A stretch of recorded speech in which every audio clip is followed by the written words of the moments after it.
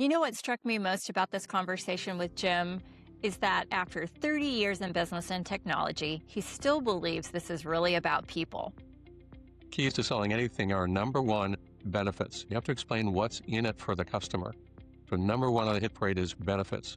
Number two most important key is benefits. And number three most important key is benefits. And honestly, most businesses don't really understand that.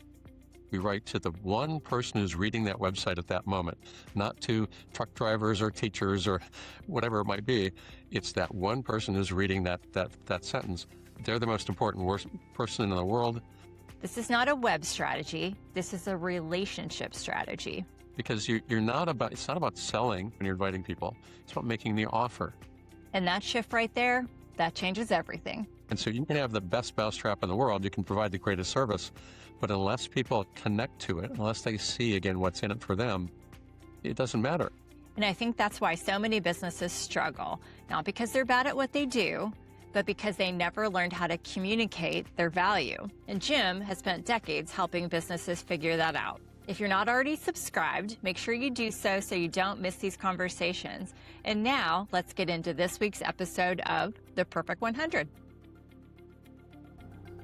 Welcome to The Perfect 100, the podcast for BNI members who want to maximize their membership, deepen their impact, and grow their business through intentional networking. I'm your host, Tammy Zurak, a CliftonStrengths coach, longtime BNI leader, and one of the few members worldwide to maintain a perfect Power of One score. Each week, we'll explore the habits, mindsets, and everyday strategies of BNI members who are turning their membership into momentum. Hello and welcome back to The Perfect 100. Today's guest is someone who has lived through multiple generations of business and technology. Before most people even understood what the internet was, he was already helping shape how businesses would eventually communicate online. From Sony to Boeing to the early days of the web to building a business through relationships and referrals for more than 30 years, Jim Rosemary has built a company that's about far more than websites. It's about helping businesses grow, evolve, and sometimes completely change the trajectory of people's lives. And what makes his story fascinating is that underneath all the technology is really a story about curiosity, communication, relationships, and understanding people. Jim, welcome to The Perfect 100. Hello, Tammy. Thanks for having me. My pleasure. All right, we're going to do what we do here is start with your 45 seconds. Go ahead. I'm Jim Rosemary with New Tech Web, creating business on the internet. And what most website companies do is they simply say, give us your stuff and we'll turn it into a website. You'll find website companies that are talented in design or in the technical aspects. Those are both important. We do those. But what's really critical is understanding business and marketing. We're like the business consultants who build websites. We build businesses, not just websites. And I'm Jim Rosemary at New Tech Web. Awesome. Thank you. All right. So before we talk websites and business growth, take us back to the beginning. Tell us what you were like when you were a kid. Well, I was a learner. I was a student. I was very interested in drawing and writing at different points, and those two skills actually come in handy for what I do today. Okay, awesome. So Jim is not in my area. Jim lives in Kent, Washington. So we did a one-to-one. So I have a little inside knowledge of his background. You mentioned during our one-to-one that you have a love of fonts and precision in language, which developed at a really young age. Where do you think that came from? Well, again, the drawing part of it, understanding how to communicate something clearly within a drawing, and the fonts. The fonts mean different things, and that led to words mean different things. I loved reading and I loved writing. My grandfather at one point said to me that there are no two words in the English language that mean exactly the same thing. He also said, say what you mean and mean what you say. And that translated for me into the artistic, the visual aspect of fonts, words, and then the writing aspect of words. That precision of language was part of the reason I wanted to become a lawyer at one point. So what did your parents do? You were obviously involved with your grandfather since he had a pivotal, it seems like, impact on your life. Tell me a little bit more about that. Well, my dad worked for Ford for 35 years. He had a desk Okay. job. My mother was a stay-at-home mom until I was a teenager. She actually was involved with a legal case for many years, a big case that went to the Supreme Court, and they eventually won. So that got my interest in the law peaked. She actually then became a police dispatcher, Oh, and so we had the police radio running at home most of the time when I was a kid. interesting. And your grandfather was involved a lot in your life, or Well, somewhat. We saw him every summer, but he was a business executive for many years, different companies, okay, and so he sort of conveyed that business approach to things, which which I admired. okay, awesome. So you mentioned maybe wanting to become an attorney. What pulled you towards that path, and maybe was your mom's involvement, or what were you thinking? Some of it might have been the law stuff, and that lawsuit that she was with, and the attorney conveyed some really important points about how to talk to people. He said you want to educate them with every presentation. You have to do that in a way that's not pandering, it's not patronizing, but educational. So if you were to use a legal term, for instance, in an argument, you want to explain it in context, not to seem like you're then turning the tables and just defining it for them, but explaining things in context. And that really was meaningful to me. And I think it's important too, even in what I do today, because part of what I do today is very technical, that we Right. try to explain to our clients why that's important without making it feel patronizing.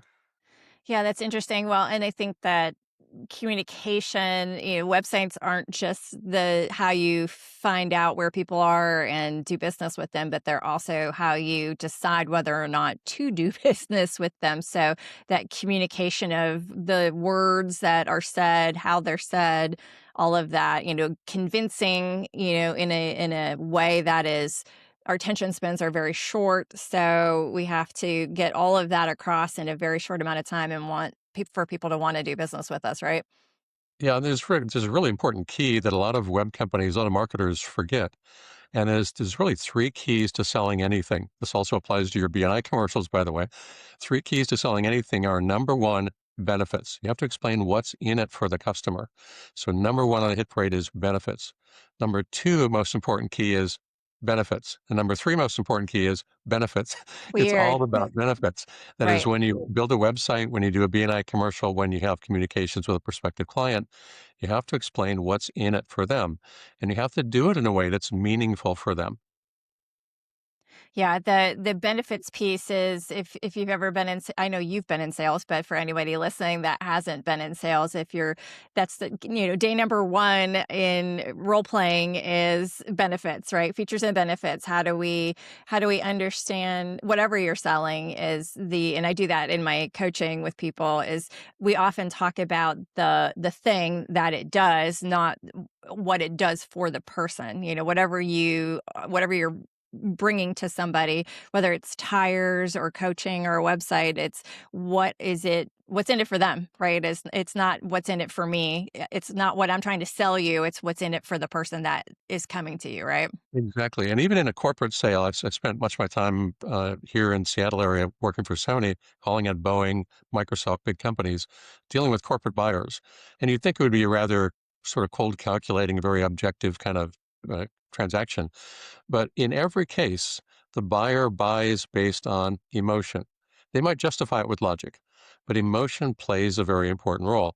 And again, even in your BNI commercial, you have to evoke that emotion in explaining to people what's in it for them at a basic emotional level and really firmly understanding what's the difference between a feature, an advantage, and a real benefit. Benefits always come down to emotions.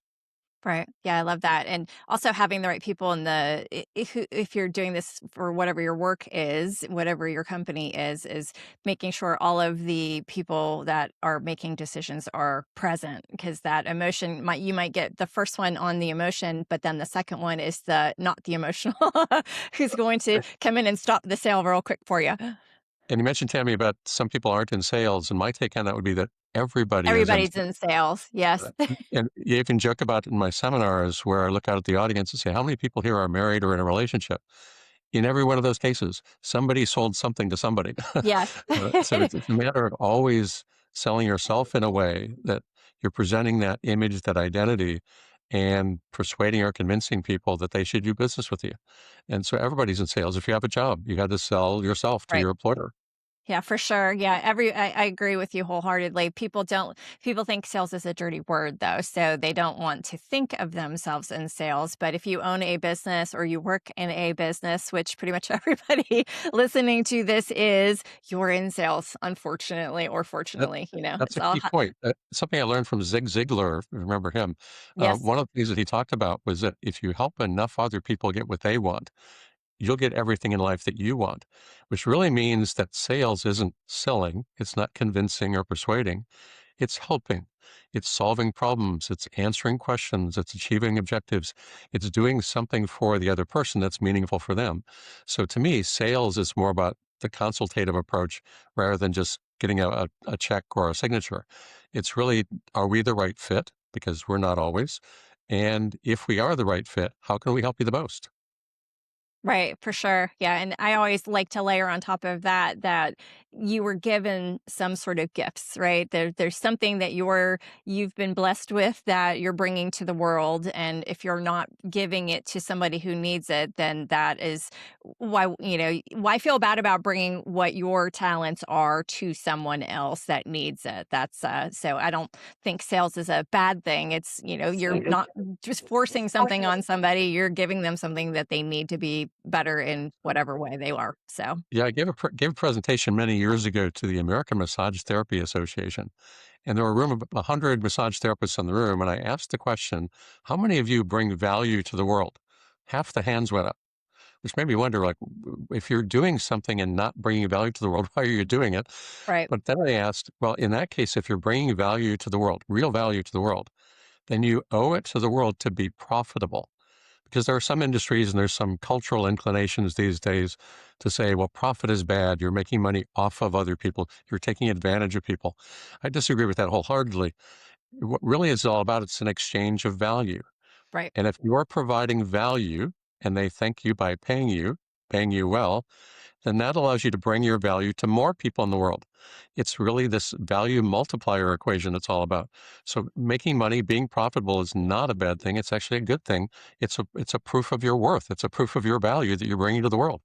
Yeah, well, and things have changed today. There are, so I'm a Gallup certified Clifton Strengths coach. Gallup, all that Gallup does is not all they do, but the main thing what that they do is they uh, poll companies and find out about what's happening. And one of the things that is important to the generations that are coming up today is giving back, right? So that ability to give back comes from having money. You can't, if you don't have anything, you can give of yourself, but you also have to have money if you want to support more people.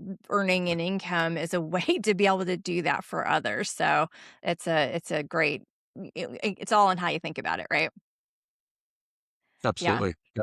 So you also mentioned when we spoke last that you were shy growing up, and so all this sales talk makes me wonder. How does somebody who's shy end up becoming comfortable teaching, speaking, leading? Tell me more. Well, that shyness was a real issue for me. I literally, when I was a teenager, would not order a pizza over the phone. My brother and sister used to tease me about that. Uh, what helped me was my first job at Sony, which was the counter person on the service department. So people would come in complaining about their TVs or their clock radios or whatever it was. And I had to interact with people who were not always happy. And so that taught me a lot about the interaction process. It took me a while to come out of my shell. But I learned over the years as I was sort of forced into sales and presentation modes in my job was, and something I teach even new BNI members today, is what I call the inside out process. The reason that most people are nervous, whether it's in a one-to-one sales situation or standing in front of a room, is because their focus is on themselves. Am I shaking? Am I blushing? Am I nervous? How am I coming across? Am I sounding stupid? And that then tends to create a negative feedback loop because the more they think about themselves, the more they think about themselves, and the less they think about the message they're trying to deliver. And we've all seen this. Somebody will be standing up in their BNI commercial or in a presentation, and they totally forget what they are. They make the excuse that they haven't had enough coffee or that they didn't get enough sleep, and they sit down. And it's embarrassing. I understand. I've been there. But really, what you need to do is change that focus from the inside to the outside And the process that I went through, and I didn't realize this until years later, was I became really good at my subject. I knew my product really well to the point where I became an industry trusted resource. I was the guy they quoted in the magazines and on TV and radio, and I really knew my stuff about the product. I still wasn't confident in me, but I knew my stuff. But in time, I realized that it's not about me and it's not even about the information. It's about them. It's about the audience. And I distinctly remember now, almost 40 years ago, I was giving a presentation, 2 hour presentation in front of an audience. And I got to the end of it and I didn't remember a word that I'd said. It had become like a conduit of information. I was exhilarated and exhausted at the same time because it was no longer about me. It was about focusing on the needs of the audience. And so I would say, whether it's your 30-second commercial or whether it's a presentation to a whole room full of people, it really takes time. It takes practice. It takes years of effort to change that focus from inside to out. Is that what I call it? Inside out. Love that. Yeah, it's interesting because it's the same parallel as sales that we gave a few minutes ago, right? Is where if we're focused on what we're selling, which is us, then you're going to be in your head too much. But if you're focusing on what you're delivering, which is the benefit for the client or the person in the room or whomever is in front of you, then that shifts and that becomes, when it's about someone else. And this the hardest thing to teach people. I've been in sales for 1,000 years, and people they get hung up on what they're saying because of all the things you said. They get in their head about it. But when you're focusing about what you're bringing to someone, what they're going to be able to change or learn or do, then it shifts things. So it's not, inside you anymore. It's what and I love the conduit thing too, because I have that a lot where I have to go back and watch things I've done because I have no idea what I said. Well, But go ahead. this focus actually applies to our websites and how we do marketing. So if you look at most marketing, even professional marketing from big firms, they fall into what I call the I, our, us disease. It's all about us. And if you look at most content on websites, brochures, even TV and radio commercials, they start with sentences like, we're proud of, we've been in business since, our products, our clients. Instead of that focus being me, all the way down the page, maybe at the bottom as an afterthought, oh, by the way, here's what you get out of it. Right. We flip that upside down. We literally start headlines with you and your. You can rest assured you'll sleep better. You'll look good in front of the boss. So those kind of things, you followed by a benefit, are much more meaningful to the reader because now the focus is on them. And in marketing, and even in your BNI commercials and elsewhere, focus on the single person who's receiving your message at a time. You may be standing in front of an audience, but you're not talking to an audience. You're talking to each individual.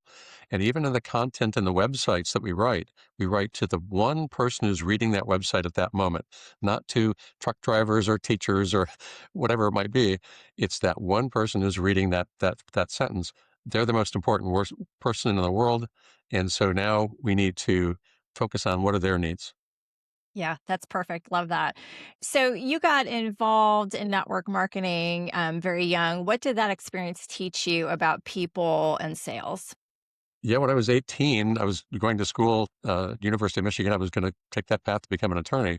And during my first and second year summer, I had a friend of mine that introduced me to network marketing. And so not so much selling things door to door, but friend to friend. And by the end of that summer, I'd gotten a $2,000 check.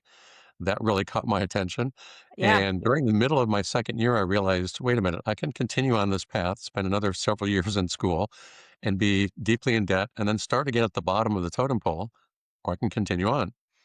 Now, life changed and things happened, and I didn't pursue that path, but that's what led me to Sony.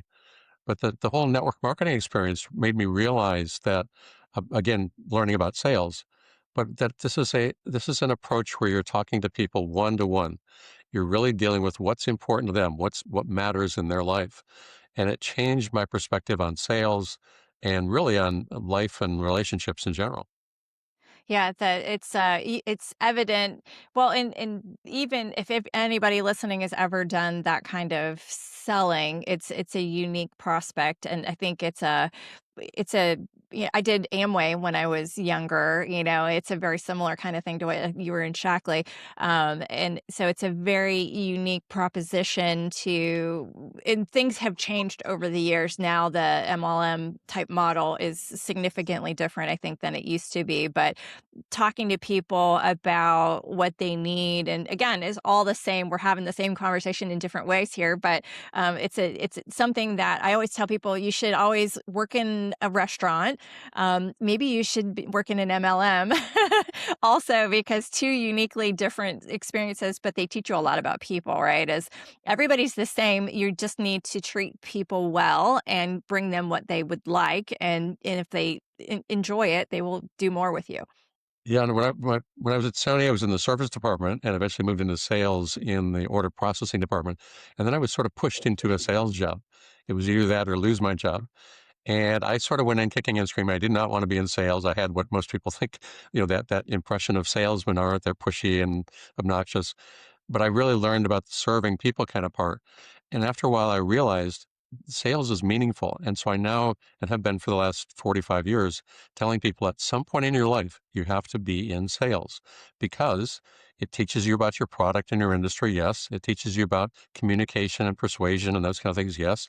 But the most important thing it teaches you about is yourself. You really have to learn about yourself. How do you deal with the ups and downs of sales? How do you deal with your identity, your messaging, being who you are? All that's really important for life success in general. So I think sales is an incredibly important life lesson. Yeah, I was just listening to a podcast where they were talking about some of the most successful people in the world, and most of them had had some sort of sales background. And the thing that was unique about that is that in sales, you hear no a lot and you get used to it, right? This is the unique difference between those that are salespeople and those that are, you get used to. It's not a personal rejection. It is just not right now, not you right now, and it's not a you person. It's the thing that you have is just not now. So when you hear no and move past it, not everybody. I worked in the mall when I was younger in retail, and people would come in all the time and, looking at clothes or whatever. I've sold different things in different stores, but not everybody, it would be weird if everybody that walked through the door bought something. A lot of people just come in to look. There's a demo that I do if you and I were standing across from each other that I teach our BNI members and have taught in sales courses for many, many years. And that is, you hold up your hand like this, and then we put our hands together and I start pushing. What's your natural inclination when I start pushing? You push Push back. against you. Yeah. Yeah. And that's really most people try to sell. I have something I want you to do for my reasons. And people don't appreciate that and they push back. It's the same way when we walk into a store. If you say, if you hear the clerk say, you know, uh, can I help you? Well, it's kind of the dumbest sales question ever. Right. It's because it's about you, not them. But then what I do in that same demo is I'll put something in my hand. It could be a crumpled up napkin or a leaf, and I'll then extend it to whoever I'm talking to. I don't say a word. I just simply extend my hand. I've been doing this demo for 45 years. I've never had anybody not take what was in my hand. Now, that's not real. That's not life. Not Right. everybody's going to take what you offer. But here's the significant difference. And this applies to BNI, both in terms of your commercial, but especially in terms of inviting visitors, because it's not about selling. It's not about selling BNI when you're inviting people. It's about making the offer. And I equate that to recommending a restaurant. We've all recommended a restaurant to a friend. If Right. they don't go, do you get a sense of rejection? No, of course not. Nope. Does your friend resent you because they think you're being paid by the restaurant? No, of course not. And so again, you're just making an offer because it's a good thing. And think BNI is so critical for small businesses. I've become a BNI advocate at so many levels that I recommend it to everybody I run into who's in business in any way. And even people who are not in business, who have some kind of influence in their community or they've had a lot of connections, I still recommend that they at least visit a BNI chapter. So what I'm doing is I'm making a recommendation. I'm not trying to sell. And if they don't show up, if they say no, okay, I don't feel any sense of rejection because it's not about me. It's about the Yeah, it's so great because this is the single biggest thing that people struggle with, it seems. Every chapter I look at, I meet with the chapters I'm, the support consultant, director consultant for, and all the way down the line, visitors, it's always the least, frequented, I guess, measurement, and people always say, "Oh, we have such a hard time inviting people," and I don't. I don't have that problem, and it's just because I ask a lot, right? It's just that simple, is I'm in environments where there are other people who would benefit from it, and I ask, "Would you like to come and, meet some new people?" And Well, they're already in an environment where they are trying to meet people usually, so they usually come. yep, I mean, here's how I invite people, and this is a process I've been using for now that I've been in BNI, this is my 29th year in total. And the way that I approach it is if you do business with somebody and they do a good job, the first question you ask them starts with this important key phrase. This is an important phrase for all of business, great sales line. Would it be okay if, that's the line to write down. Would it be okay if, dot, dot, dot. And then there are three parts in terms of BNI invitation. The first part is, would it be okay if I refer business to you? Basically, I'm just doing you a favor. And it's like being an attorney with a witness on the stand. You don't ask a question you don't already know the answer to. And so if you ask a business person, is it okay if I send you business? Of course, they're going to say yes. So would it be okay if I refer business to you? That then leads to the second question, almost like an afterthought. Well, in that case, would it be okay if my entire business network refers business to you? I always use the word entire, and we have 50 plus members in our chapter, but there are 350,000 people in BNI. You never know where those referrals could come from. So when I say, would it be okay if if my entire business network refers business to you, would that be okay? Of course, they say, yes, thank you. I appreciate that. Which leads then to the third important question. Would it be okay if I introduce you to them so they understand what a good referral is to you? So that phrase is important. Introduce, not attend a meeting. People don't like Right, going to meetings. They're already at too right. many meetings. It means the same thing, but they'll do an introduction all day long. They don't want to go to a meeting. So it's important how you phrase things, and that's a key lesson I've learned in sales. Language matters, which goes back Yes. to my love of individual words mean Yes. something different. So introduce people, don't just invite them. Join the Art Academy in Memphis. Master the skills needed to create stunning, realistic oil paintings. With expert instruction, you'll refine your craft. Enroll today at artacademyofmemphis.com. Love that. That is amazing. And I've heard different versions of that, but I love that you've given everybody has their own way.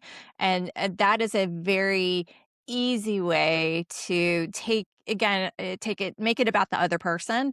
Everybody wants to do more business. And that's how I look at the world too, is I'm a business coach. I want to help people do more business, right? And they want more business. Who doesn't want more business? Unless you're slammed to the wall, which, maybe it's tax time and you're a CPA, but the rest of the year you still want business. So, I love that you're giving people a different way to think about it.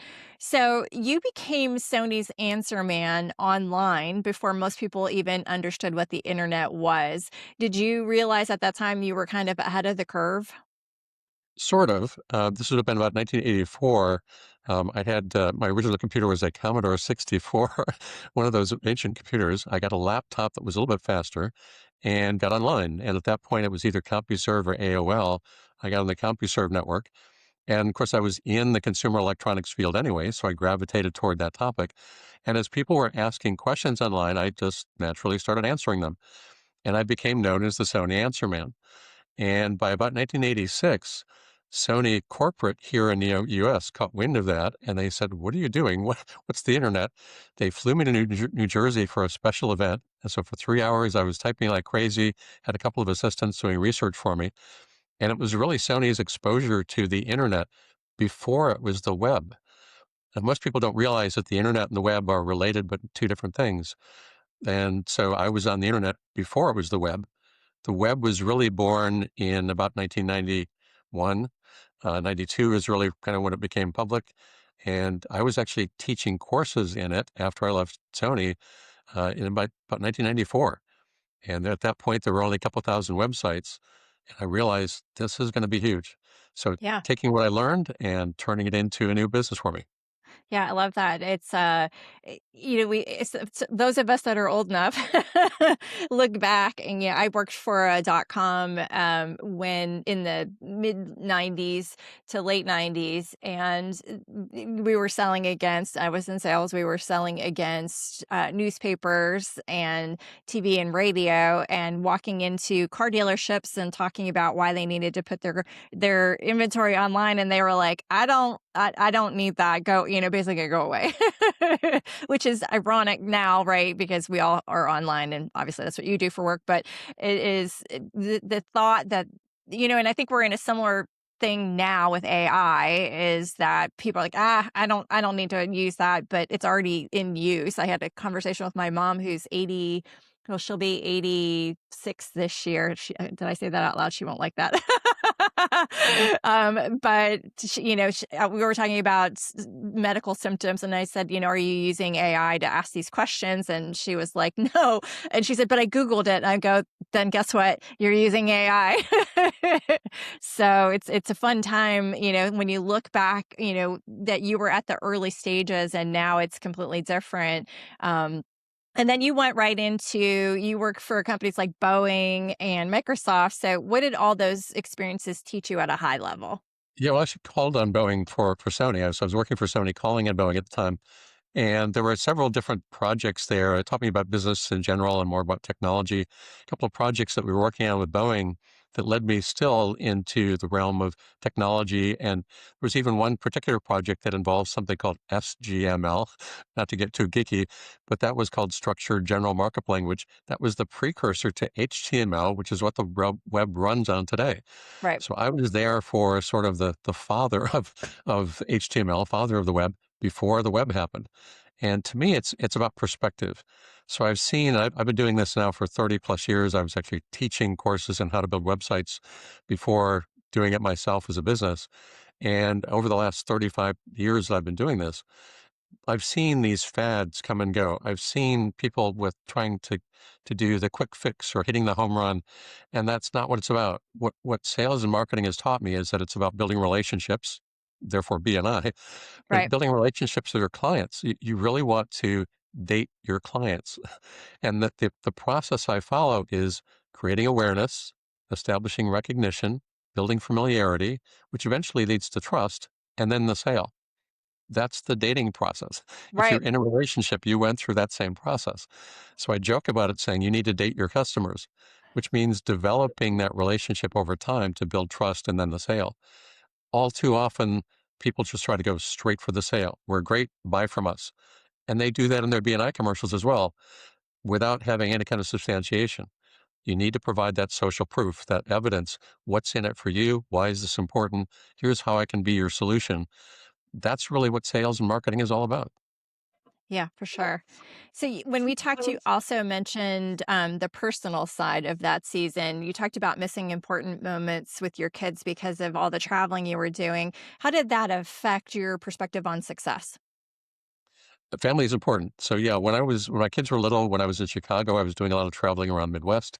When my son was born in Chicago, I had gotten a transfer to our Sony's New Jersey headquarters, national headquarters, and I was traveling all the time. My daughter was born when we lived there, and so yeah, I missed those first words and first steps. Regret those times. Certainly, life experiences, and you live day by day. You do what you can do. But to now spending time with yourself, with your family, on the things that you love is really important. And it's always that struggle, that balance. How do you balance what's important to you personally with what's important to your clients and your business? And it's one of those things that I think continues on throughout the course of a person's life. You'll never find that one moment where where everything is in balance and it stays that way because life changes.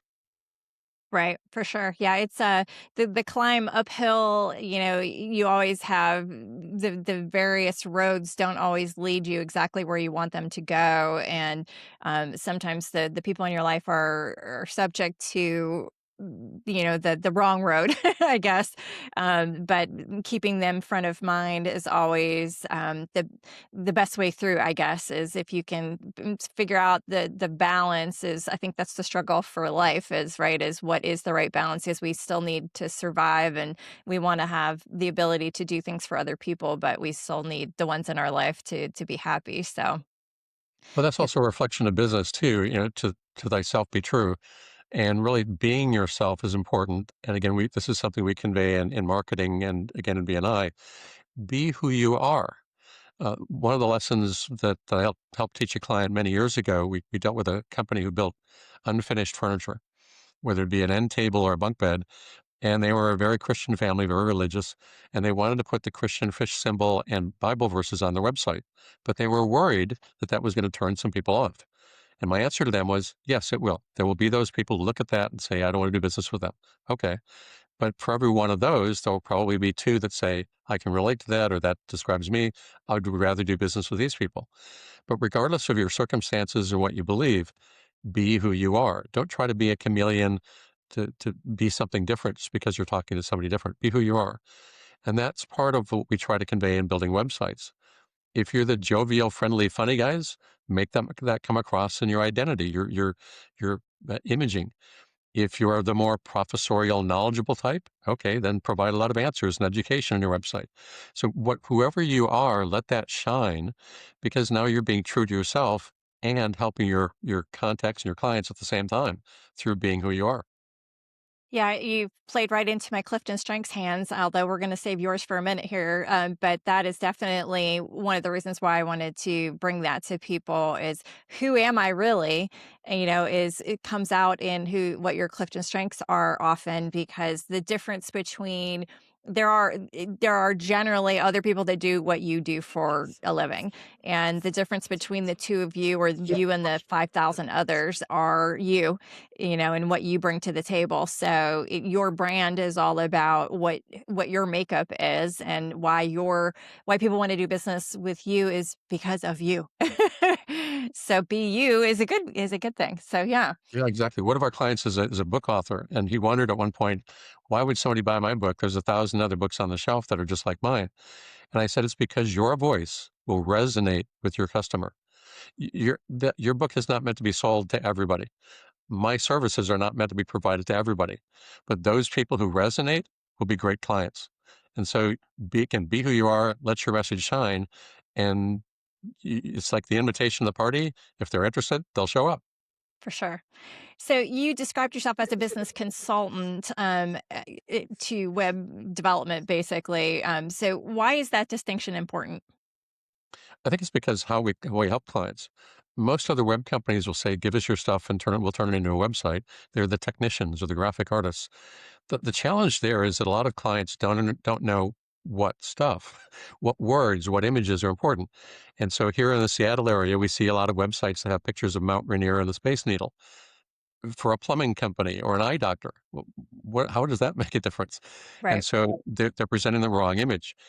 We've all heard that a picture is worth 1,000 words, but what words? And so we're here to help those clients really convey their message, to let their identity shine. And most importantly, how does this help your business? So we've worked with clients through the years where we've talked to them about their internal processes. We built a web app for a company that helped them develop a better process for their internal safety meetings.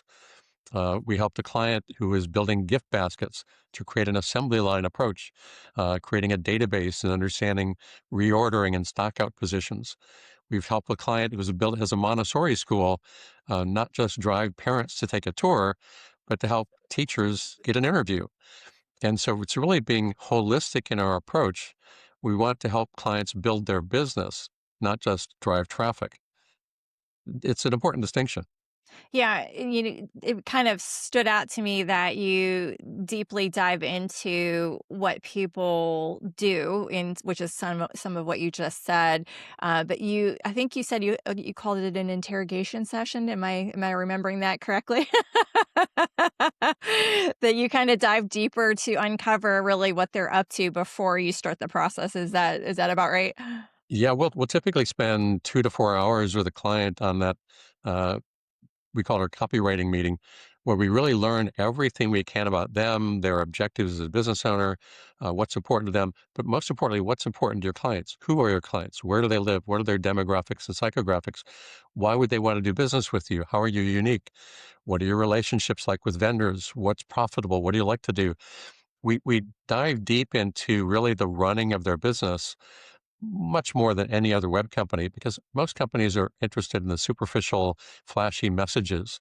That's not what it's about. What it's about is that deep connection, those relationships, there's that word again, that you have with your clients. And we help try to foster that. It has to be the right message to the right people at the right time, meaning the right thing. So, if somebody listening right now is struggling to grow their business online, what's the first thing they should stop doing? Uh, Stop trying to force your message and make yourself sound like everybody else. We see this all too often. I call it marketing speak. That is, small companies, one person companies, small companies try to sound like the big guys, and they use these um, phrases that are flowery but meaningless. Quality is job one. I still have no idea what you do. Or, we're the voice of the people. I still have no idea what you do or why I should do business with you. So drop the marketing speak. Stop listening to all of the experts, in quotes, tell you how important branding is. Your branding is important. It needs to be professionally appropriate. Your logo, it doesn't need to be huge. You're proud of it. Your mom's proud of it. But your clients, frankly, don't care. What they care most about is what you do for them. So drop the pretense, drop the marketing speak, stop trying to sound like the big guys, and build relationships. Explain what you do and why you do it and what they get out of it. So you light up when you tell stories about your customers, and you shared a story with me about a woman whose husband had been laid off from Boeing and how you helped rebuild her business that completely changed the trajectory of her life. What impact did that have on you personally?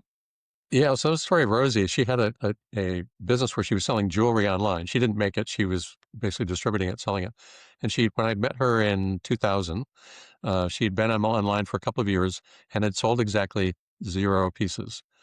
And it was easy to understand why. The website was ugly graphically, and it was really just a store and nothing more. Here's my inventory, you figure it out. And the store itself was hard to use and so on.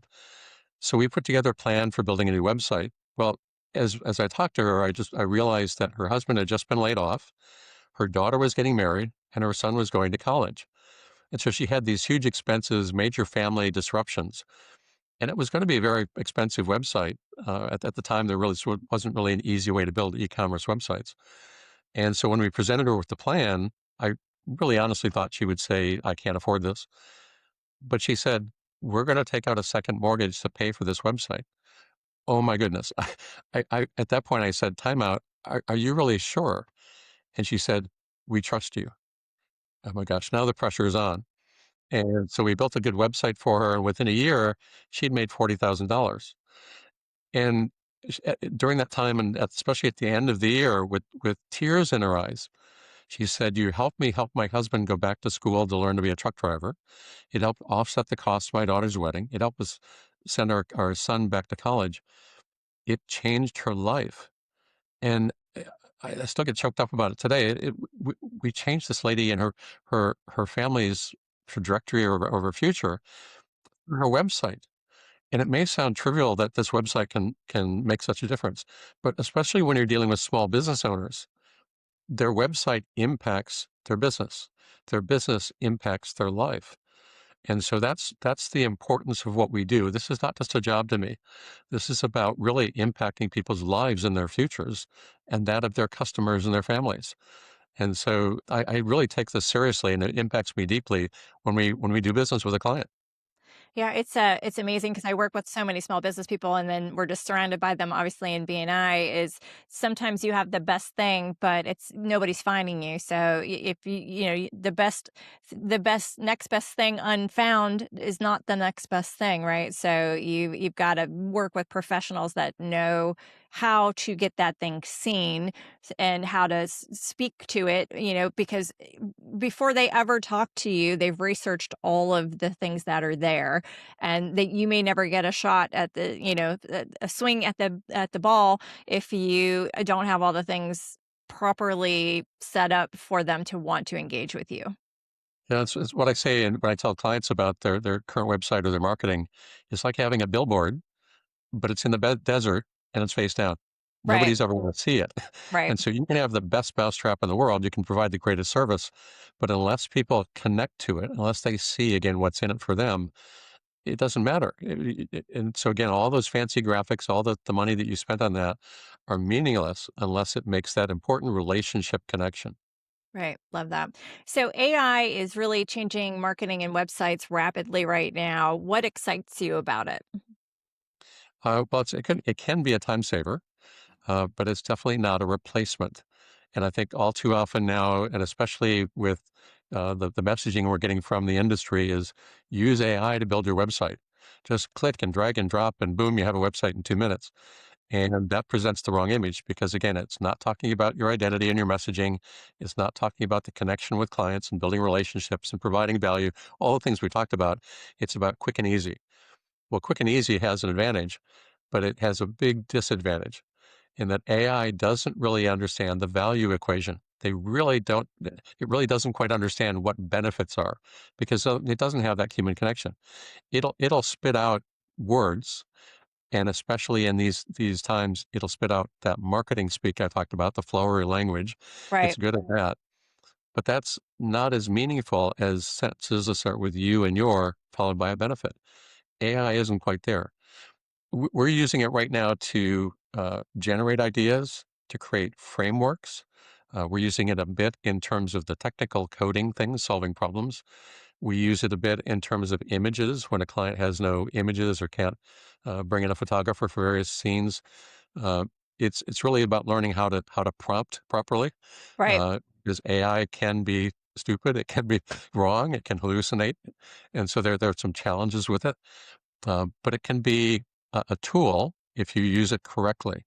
All too often these days, people become dependent on it, and I think that's the wrong approach.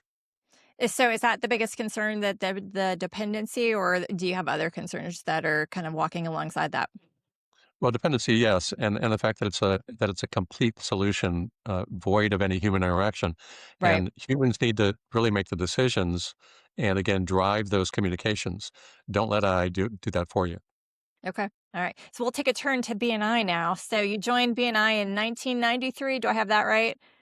As a business broker, Uh, so between after leaving Sony, I worked for a short time with AT&T. Couldn't stand the place, left there, became a business broker while I was doing other things like teaching computer software courses, like doing marketing consultation, like doing presentation design and desktop publishing.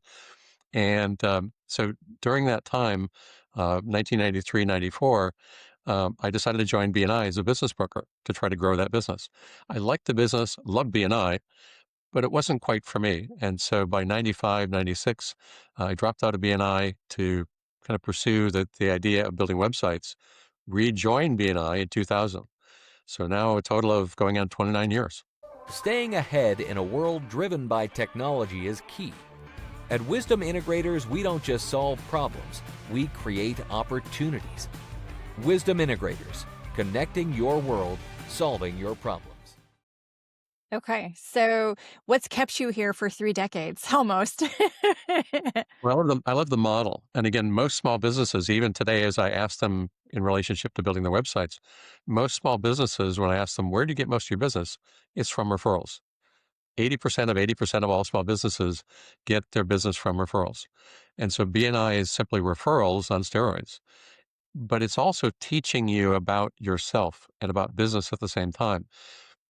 Most people that come into BNI, like I did, come in for the referrals. You stay for the relationships. Right. And I what I tell people, especially new members, is you're here initially to try to grow your business. The best way to do that is not just those slips that you get each week. It's from the knowledge, the expertise that you get from the other members. It's like a big brain trust. It's like being part of a mastermind group. for no additional charge. Right. And so tap into those resources. When you're doing one-to-ones, don't just explain, I have cats or I love boating, whatever those kind of things are, sort of the superficial stuff. Really drill down onto how do you help your clients? And in that way, you'll learn that this person might be great at process. Somebody else might be great at problem solving or team building or messaging. And so you learn from them how to solve the problems that you have as a small business owner. And that's really what I love about BNI is the learning that takes place, the lessons that you get from other members to help you grow your business. Yes, the referrals are great. It's led to millions of dollars of business for me. But what's more valuable is what I've taken away in terms of the knowledge, the expertise. Yeah, I love that because it's not necessarily the most tangible thing that you see until you've been there a while, right? I've been in for 12, almost 12 years, I think. And it's, I know when I moved here, I didn't know anybody. And now I know, I always tell people I know everybody. It's literally, clients, if I say, if you need anything, who do you need to meet? Is the question I ask. And they kind of look at me funny, like, what do you mean? And I'll say, well, you're a whatever, fill in their profession. Who is it that you need in your network that you don't know right now? And when you kind of steer them down the road, they're like, oh, well, actually, I need a so and so and a so and so. And then there's some referrals for you, right? But it's the I can get to anybody. I can find a resource for anything. Myself, my clients, my husband just asked me now. He learned years ago. Who do you know? You know anybody that does this? The answer is That's yes. an important key. Yeah, that's an important key to success in business. Don't just be a vendor. Don't just be a marketer. Be a resource. Help people. Even if you're not the solution, help people. And in that way, people will come back to you over and over again. We've maintained relationships with clients for more than 2 decades because of that. We're a resource. If we can't find the solution, we'll find somebody else who can. And people appreciate that. Yeah, for sure. And you've also stayed in the same chapter for that entire time. Is that right?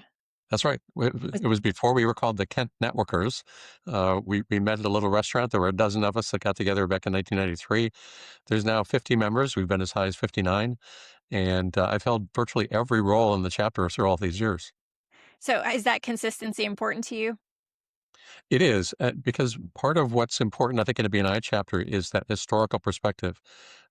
It's often the case where new members come in and say, let's try this. And those of us that have been around a while can then say, we've tried that. It Yes. doesn't work, or that goes against the BNI model. Right. And so that having that historical perspective, I think, is a key ingredient for a successful chapter. All right, and I want to touch on your power of one and your Palms report briefly, since you've been doing this for so long. So, on the screen, if anybody's watching on YouTube, you can see Jim has a score of 95 in the green. He has 20 points for attendance, 20 points for referrals, 20 points for visitors, all in the green. One-to-ones, 15 points in the yellow, and CEUs, 20 points in the green. And then on your Palms report, so you have all present 24, this is 24 weeks, no absence, no lates, referrals given inside 10, referrals given outside 20, referrals received inside 1, referrals received outside 10, visitors 4, one-to-ones 26. Thank you for closed business given 16,451 and CEUs 29. So, what does that mean to you in terms of that consistency? Well, the one that I'm most proud of there is the attendance. I have not missed a meeting or been late or had a sub in 14 years. Wow. Oh. And so I'm sort of Mr. Reliable in the chapter, sort of the Iron Man of the chapter. And that's meaningful to me. It's a source of pride. But at the same time, it conveys a message to the other members of the chapter and my clients that Jim will be there and will be dependable and reliable for you. And so I think that's an important ingredient that a lot of members miss is attendance isn't just showing up. It conveys a message about who you are and how you'll be in business. How you do anything is how you do everything. And if you're Right. there, sort of, and if you're not present even when you're in the meetings, that message means something to people in the chapter. For sure. And I'm sure you've seen in your years, I know I have, people coming into BNI looking for quick transactions. What do they usually misunderstand? Well, the biggest thing that I try to teach members is that when they're standing up to do their weekly presentation, they are there to educate the rest of us. It's part of the relationship building process. And it is a process. It takes time. It's not transactional. And the message that I teach them is something I call concrete observable clues. This is one of the key ingredients in BNI. When you stand up and do your commercial, yes, we want to know what you do, why you do it, how you're different. But it's important to teach us what to look for, what to listen for, and they need to be concrete, observable clues. So, for instance, the insurance agent may stand up and say, "Who do you know who needs insurance?" Well, I'm not a mind reader. How would I know that? Instead, if they stood up and said, "Who do you know who's buying a car? Who do you know who's having a baby? Who do you know who's moving?" Those are things that I can know about somebody else. And so in each of our cases, I try to teach members to explain those concrete observable clues. And then, importantly, what do you say? So if I approach somebody that I know is having a baby, I'm the web guy or I'm their next door neighbor. And if I recommend an insurance agent, they might say, well, where is that coming from? So the insurance agent in the chapter needs to then give us that bridge. How do we broach that topic?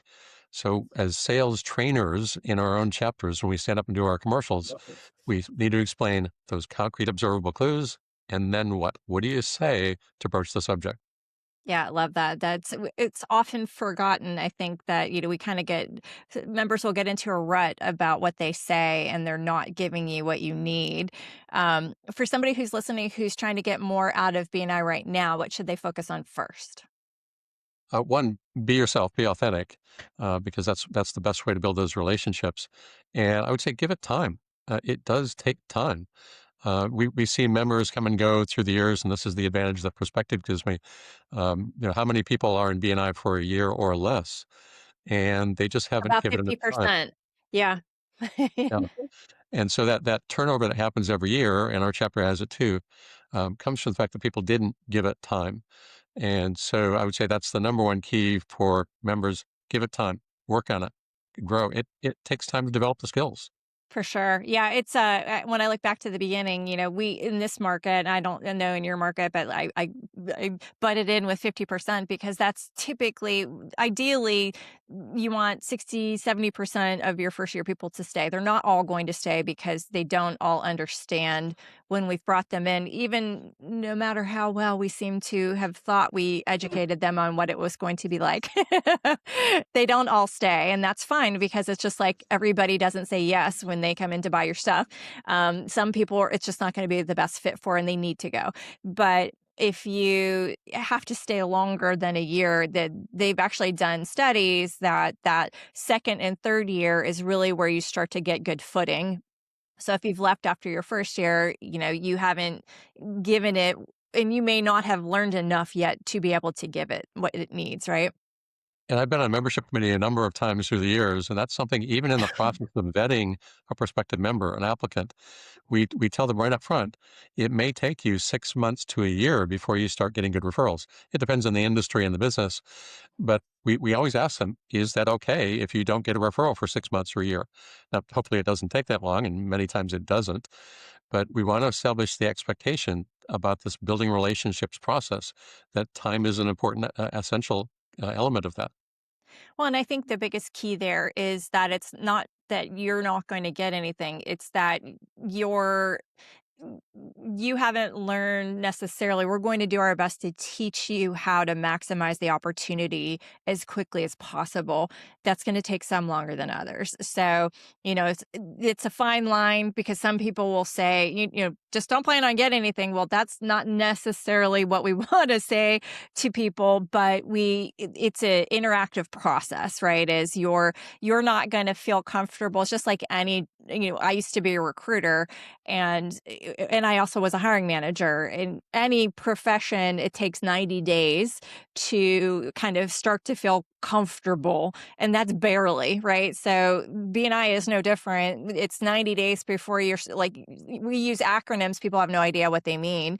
And so they're just starting to, and if there's 50 people in your chapter, they don't even know all their names in 90 days. So, unless they're really good at remembering names, but generally it's trying to they haven't had a chance to meet everybody yet. So that means people aren't going to send them referrals because they haven't done 50 one-to-ones in the first 90 days.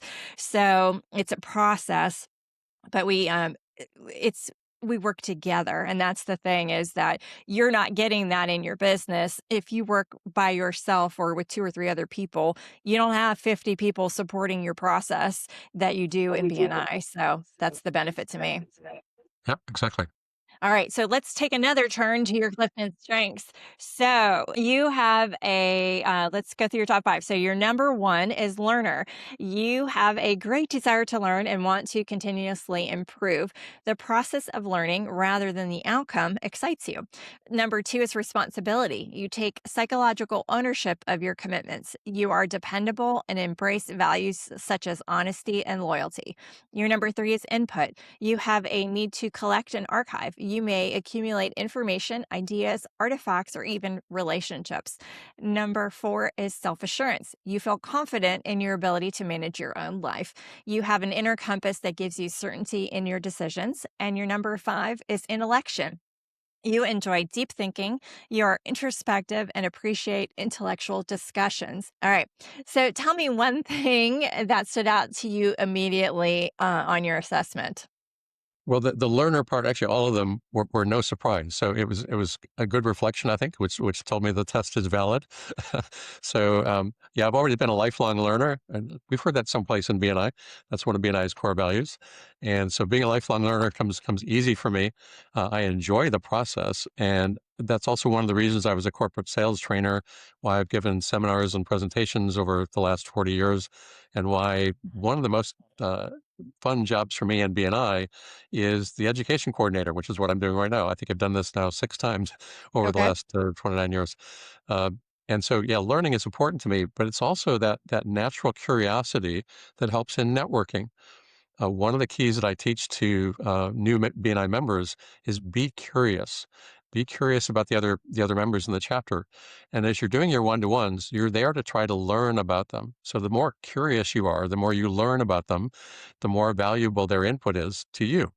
And so I think being a learner, a lifelong learner, is a key ingredient to success in general. Yeah. Do you feel like that is the thing? Learning about new things is what energizes you the most? Absolutely. That's one of the things that we love about our business. We've thought from time to time about specializing in a specific industry. For example, we've got a lot of clients in the construction trades. But really what it comes back to is we just love it too much with dealing with such a wide diversity of clients. It's because we're learning about every different industry. And we do a process we call cross-pollinating.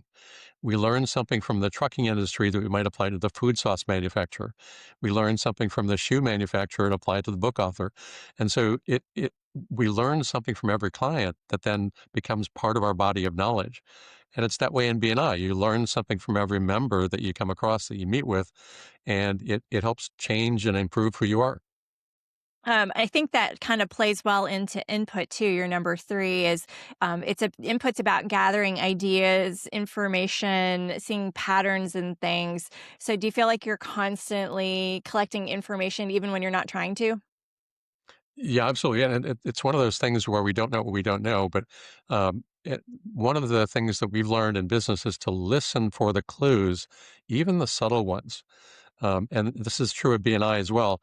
When you're having a one-to-one or you're looking at somebody's gains report, for example, they might make a mention of something that on the surface sounds superficial or it's a minor point. But once you drill down, you realize there's a whole wealth of information or knowledge that you can tap into because of that one little ingredient. So again, that's part of that curiosity and wanting to learn about people. And don't be afraid to drill down, and especially ask questions. When you're in a one-to-one, ask questions. Find out how you can help somebody else and learn about them. Yeah, that's the thing that I think always surprises me the most is we as humans, we look at each other and we make assumptions and you don't know somebody's story until you ask. And when you start to dive in a little bit deeper about who someone is, you find all these things that are, interesting to you and those then become what bonds you to those people and helps you help them later. So, Yeah. it's And always something that you're doing here in this interview is two of the important questions, and they're good sales questions. Number one, tell me more. So when you're in a one-to-one or if you're with a client and they mention something, you want to drill down on that a bit more. You say, "Tell me more," and it gets them talking. The second one is, what does that mean to you? Because a lot of times people make mention of things, but it may not have an apparent meaning that you can make use of. And so if you ask them, well, what does that mean to you? Why is that important? Those are two important questions as you go about talking to clients and talking to other BNI members. Yeah, for sure. Love that. And responsibility, your number two, also stood out to me. You speak about your clients almost like family. Where does that level of ownership come from? They are like family. We've been to birthdays and weddings and even a few funerals through the years for clients. And so they're like family. We've got a number of clients that just, they'll call us when they need something. And that's a great position to be in BNI because we know somebody. Right. And I always say we have a friend in BNI. Not I know a guy or I know a gal or I have somebody in my contact list, but I have a friend. In BNI, we're all friends. It means something different for that prospective client. Um, but again, the relationships are really important to me personally, but it's how you serve people. You can't serve them unless you really understand them enough that you have that relationship with them enough to be able to understand what they need and what they want. And I think that's again another key ingredient for success. Awesome. So, how do you balance openness to learning with confidence in your judgment? I don't know if they need to be balanced. I think they both go hand in hand. I think the more you learn, the more perspective you have. Something I call the gray hair factor. Ah, As you learn, as you get older, you gather up this information, and so this accumulated knowledge, these accumulated experiences, become part of who you are. And the more that you share of yourself with people, the more you're sharing that wisdom and knowledge. I think people find that important, that valuable. And so that's really our purpose here is to be of value to the world. And that's one of the ways to do that. I learn as much as I can so I can help share that with our clients and our BNI members. awesome. Love that. All right, let's jump into the quick fire. So, I'm going to give you a rapid series of questions and just short answers. So, were you more excited about the early internet or modern AI? Oh boy, both. But I guess the early internet would be the first thing. Okay. Sony Walkman or streaming? Streaming. Yeah, the Walkman had its advantages in its day, but streaming, yeah, so much better. Yeah, for sure. Let's see here. So you mentioned being shy. Are you introvert or extrovert now? I still think of myself as an introvert, but I've done so many years of pushing myself. Most people would think I'm an extrovert. Okay. And biggest mistake people make online? Just one. Yes. Well, I think it would be the I our us disease. It would be something like trying to be somebody that they're not. It's trying to sell, sell, sell without building relationships. Lots of mistakes people make online. All right. Most underrated marketing skill? Communication. So marketing isn't just about being flashy or looking big or looking impressive. It's about really communicating the benefits, communicating the relationship. Communications is key. Awesome. One business book that you think everybody should read? There's so many. The one that I tend to refer the most is called the E Myth, E-MYTH, the E Myth. The second most referred book is called The Ultimate Sales Letter. The Ultimate Sales Letter is about that communication and about how you explain what your benefits are. Great read for anybody in business. Okay, awesome. And regular listeners are familiar with the E Myth because Ivan Meisner and I talked about it. So if you haven't seen that episode, go back and watch the Ivan Meisner episode and subscribe while you're there. One thing businesses overcomplicate. Boy, again, so many things. I think the one thing they overcomplicate is the sales process. They take courses in it. They derive formulas from it. They have different tools and CRMs. It's about none of those things. Again, it comes back to boils down to being curious about your clients and really having a deep desire to help them. That's essential and doesn't depend on all the other tools and machinations. It's just about the relationship you have with somebody. Okay. And then finish these sentences. A great business website should. Build relationships, communicate values. Okay. B&I works best when. B&I works best when you are who you are. You say what you mean and mean what you say. Okay. And small businesses fail when. They don't learn and they don't pay attention to the examples that came before. And the future, this is the last one, the future of business belongs to the people who. Show up. Okay, awesome.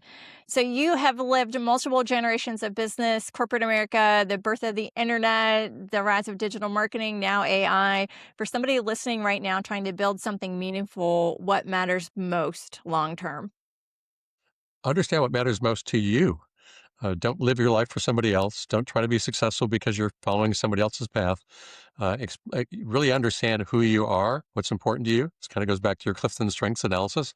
Right. And in really knowing yourself, you're better able to help other people. Awesome. Thank you. Jim, thank you. This was such a fascinating conversation. I appreciate you being here so much. It has been a real pleasure. Thank you. Awesome. And for everybody listening, give yourself a CEU because this has definitely been an hour. And if you enjoyed the content and are enjoying the series, there are 42 of these. If you haven't heard them all, you can get 42 hours of CEU credits. But be sure to subscribe because that helps me. It helps you. And that's how you give back to this as a BNI.